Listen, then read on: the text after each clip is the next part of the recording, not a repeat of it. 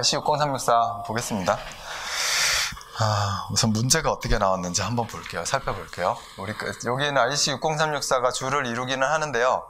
우리 내성 규정에 대한 것도 제가 같이 집계를 해놨습니다. 그러니까 내성 규정 IC60364인 게 거의 요즘 기준에 의해서는 대부분 나오긴 하고, 뭐 내성 규정이나 기술 기준이나 이런 것도 나오잖아요. 특히 이번 시험에 기술 기준 문제가 많이 나왔잖아요. 이상하게.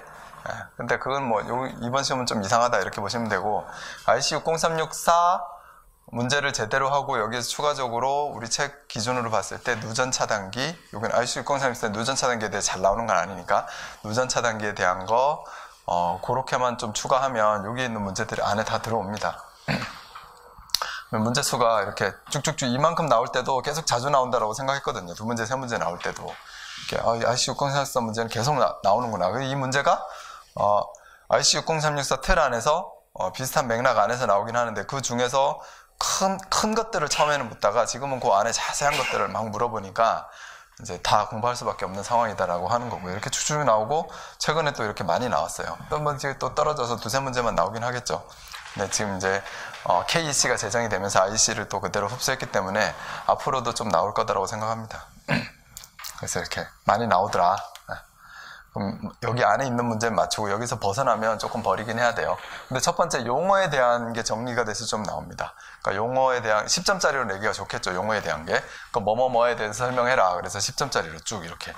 여기 뭐 공칭전압, 접촉전압, 예상접촉전압, 규약 동작전류, 규약 접촉전압의 한계 10점짜리로 내면 못 써요. 어떻게 써요? 명칭에 대해서 접촉전압이 뭔지, 예상 접촉전압이 뭔지, 규약 동작전류가 뭔지 이거를 한번 봐서 이게 이거구나 라고 생각해가지고 있었던 사람은 쓸 수 있는데, 그냥 쭉 나오면 쓰기 힘듭니다. 이런 것도. 그죠? 전압밴드 엄청 쉬운 건데 그냥 그 안에 있는 내용만 막 공부했지 전압밴드가 뭐지 이렇게 공부 안 한 사람은 못 쓰는 거죠. 그래서 제가 IC60364는 한번 다 보려고 하는 겁니다. 그리고 TNTT-IT 방식은 이제 개통 접지 방식인데, 그거에 대해서 시험에 예전에 좀 나왔었고, 초창기에 제일 IC60364를 보면서 눈에 탁 들어왔던 게 이런 개통 방식에 대한 그림이 이런 게 이 TNTT-IT라는 걸로 표현했구나 이렇게 했으니까 초창기에 좀 나왔던 거고. 그리고 이제 최근에 많이 나오는 게 여기 안에 들어가서 이제 실질적인 보호는 어떻게 할 거냐, 여기에 대해서 계속 나오는 거예요. 그래서 감전에 대한 보호를 어떻게 할 거냐 쭉 이렇게 나오는 겁니다. 60364-4에 있는 그런 항목들 중에 감전보호에 대한 거 쭉 나오고요. 그 다음에 과전류에 대해서도 보호를 해야 되잖아요. 근데 과전류에 대해서는 인간을 보호한다라기보다는 배선을 보호를 하는 거죠. 기구들을. 그거 어떻게 보호를 할 건지. 그다음에 과전압에 대해서는요. 전압이 높게 떴을 때 얘는 기기도 보호해야 되고, 과전압에 대해서 인체도 보호해야 되고, 그런 방법으로 나눠서 이제 생각해 보시면 되고요. 그리고 이제 기기 보호를 위해서 과전압에 대한 기기 보호를 위해서 SPD를 많이 설치를 하는데, 우리 저압 전기 설비니까 IC60364가 거기에서 설치하는 SPD를 어떤 형식, SPD를 어떻게 설치하느냐, SPD 자체를 보호는 어떻게 하느냐, 거기에 대한 내용들로 이렇게 시험이 쭉쭉 나오는 겁니다. 저압 차단기 시설, 저압 차단기라고 하면 이제 MCCB나 ELB 이렇게 하면 되는데, 이 저압 차단기 시설은 우리 교재 앞쪽에서 저압 설비 보호에 대해서 우리가 공부했거든요. 그 부분에 있는 얘기입니다. 이건 IC60364에 있는 얘기보다는 우리 책에 저압 차단기 시설에 있는 내성 규정 얘기, 기술 기준 얘기 이렇게 나오는 거예요. 누전 차단기도 마찬가지. IC60364에는 추가적으로 누전 차단기로 보호할 수 있는 그런 기준이 있는 거고, 실제적으로 누전 차단기에 대한 원리, 동작 이런 것들은 이제 우리 책의 앞쪽에 누전 차단기가 있습니다. 배전 책에 있죠. 병원 전기 설비, 이거는 그냥 일반적인 기술 기준 얘기인데, IC60364에 병원 전기 설비가 있을까요? 없을까요? 있죠. 있죠. 그리고 우리나라 기술 기준에도 병원 전기 설비가 있죠. 그렇게 있긴 있습니다. 그러니까 이쪽에다 제가 담아놓은 거고, 병원 전기 설비에는 중요한 게 병원에 대한 어떤 비상전원에 대한 등급, 이런 구분, 그리고 거기에서 전원을 끊어도 되는 지역, 끊으면 절대 안 되는 지역, 그런 거에 대한 구분이 중요하고, 그 다음에 전원 설비를 할 때 안전하게 전원을 공급하기 위해서 전원 변압기를 둔다라든지, 그 안전한 전원 공급을 어떻게 할 거냐. 그리고 또 중요한 게 뭐예요?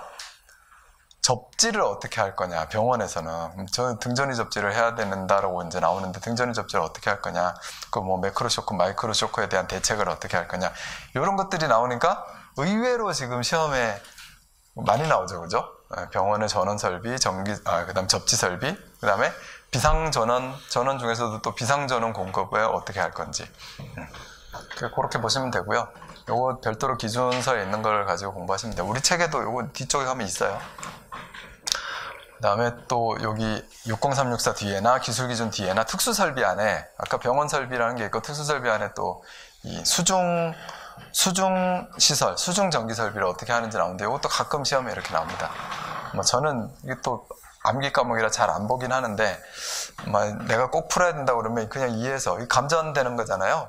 그러면 우리 접지나 누전 차단기 생각할 때도 뭐 인체에 대한 감전 얘기를 하잖아요. 그래서 감전 전류에 대한 형식들을 이렇게 써주고, 거기에 대해서 감전이 안 되게끔 하려면 수중에는 어떻게 해야 된다 이렇게 가는데, 여기에도 뭐 나온 말들을 그대로 다 써주려면 막 암기를 해야 돼요. 그래서 저는 하여튼 막 암기하는 부분은 조금 더 나중에 공부하고 제한을 두고 기본적인 것만 생각하고 간 다음에 나중에 전원 설비를 우리가 완벽하게 또 마스터하고 이쪽으로 와서 암기할 게 있으면 좀 암기하고 이렇게 가야 됩니다. 그리고 기타 나머지 시설들이에요. 이런 것들은 그냥 퉁퉁퉁퉁 나오기 때문에 못 맞춰요. 온도 검지 장치 이런 거 기준에 있는 거 4192절 맞춰, 이거 어떻게 맞춥니까? 아무도 못 맞히죠. 네.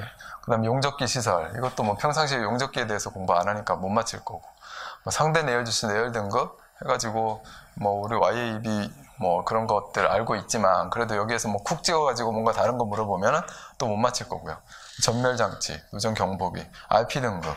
RP 등급이 이때, 이거 17년도 맞구나, 그러면. RP 등급도, 이제 제조하고 이런 사람들은 잘 알죠. 예, 그런데 그렇지 않은 사람들 RP 등급에 대해서 잘 모르면 또 못 맞히는 거죠, 이렇게. 근데 IC 60364 안에도 이런 내용들이 쭉 있습니다. 그러니까 이 RP 등급 이런 것들도 있어요, 보면. 그런 거를 이제 그냥 넘어간 사람들이 있고, 꼼꼼하게 본 사람들이 있고, 그러겠죠. 이렇게 해서 나오니까 중요한 거는, 제가 보기에 가장 IC 60364에서 중요한 거는 그냥 기본적인 용어에 대한 거는 좀 알고 넘어가야지 될 것 같고, 감전보호에 대한 거, 그렇죠? 그 다음에 과전류 보호, 가전압 보호, 요게 이제 키포인트라고 생각을 하거든요. 그거에 대한 내용이 또 여기 책에 엄청 많고, 그 안에서 문제가 많이 나옵니다. 그리고 SPD, SPD 여기까지 공부하시면 될 것 같아요.